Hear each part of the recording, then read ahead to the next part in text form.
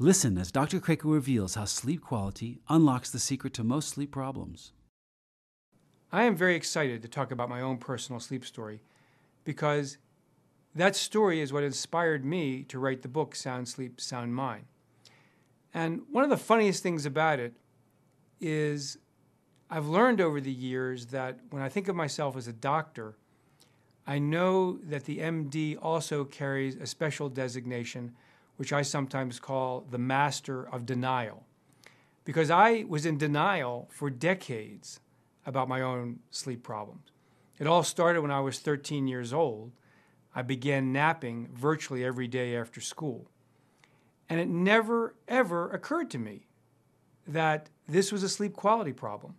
I always thought about it in terms of the number of hours that I slept. So for high school and college and in my early work experiences, I needed more sleep, sometimes 8.5, 9.5 hours a night or more.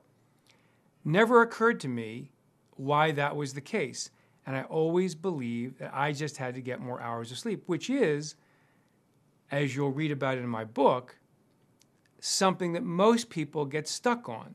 They think that their sleep problems are based on the number of hours they sleep.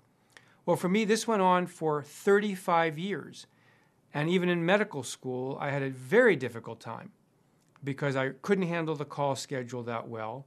I was always complaining about needing more sleep. And even through medical school, where they teach us almost nothing about sleep disorders, I never really had the chance to put it together.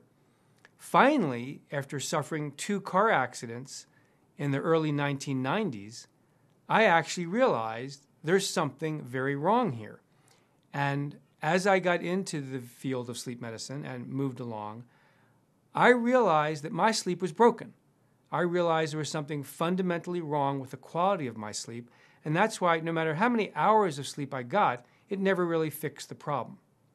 So it's very exciting for me in that early phase, even though it took so long, to realize that that is the secret to most people's sleep problems, recognizing there is a sleep quality problem. And for me, it turned out to be a breathing disorder in particular.